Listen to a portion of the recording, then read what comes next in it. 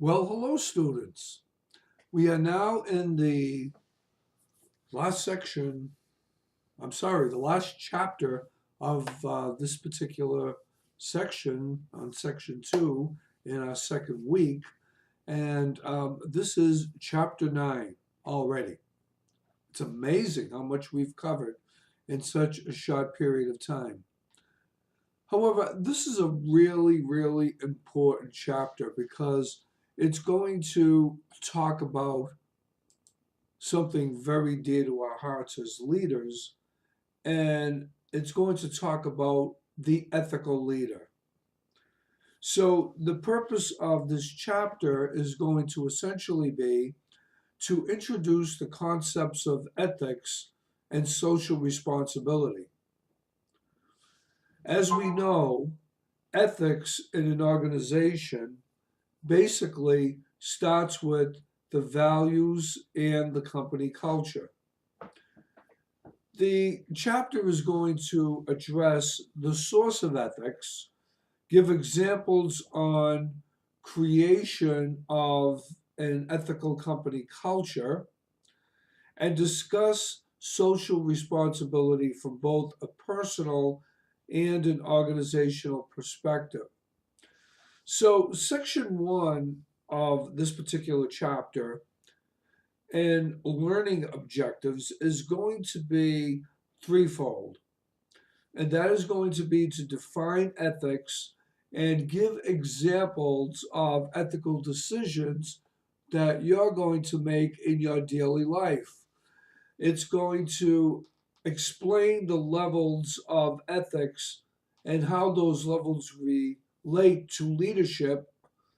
And then finally, explain how your ethics are developed, both personally and as a leader. So the thing is, everyone has values that they've developed over time, and we're going to talk about that. Those values create a rationalization to why you make specific types of decisions. You know, people just want to do what they want to do.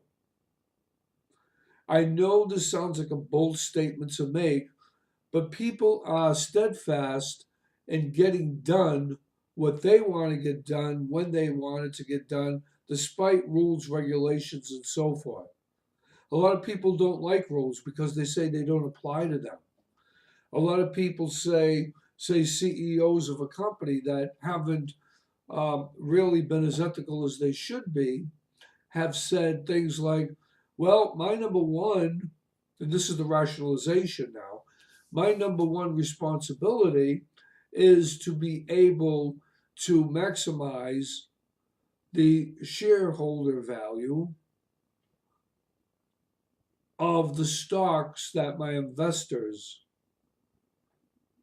are using to make my company profitable. In other words, they want a return on their investment as best it can be.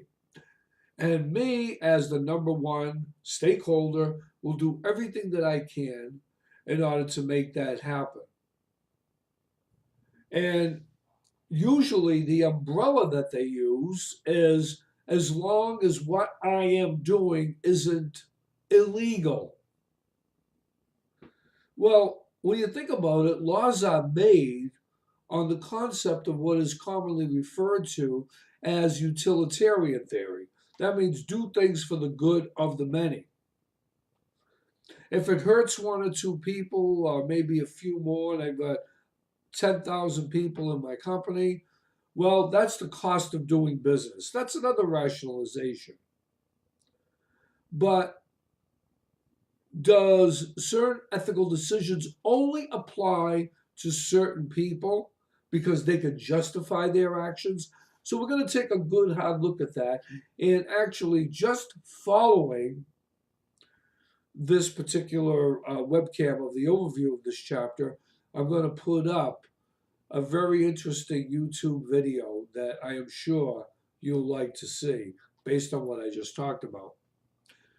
The other thing that we're going to talk about is how important it is to be able and this is your second learning objective, explain the models you could use for ethical decision making and leadership.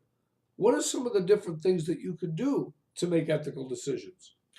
So there'll be some good takeaways on that as well. And then finally, on section 3, a lot of learning objectives in this one. There's actually 3 of them.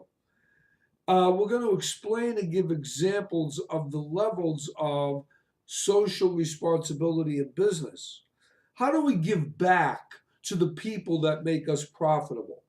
Do we just take, and not give back?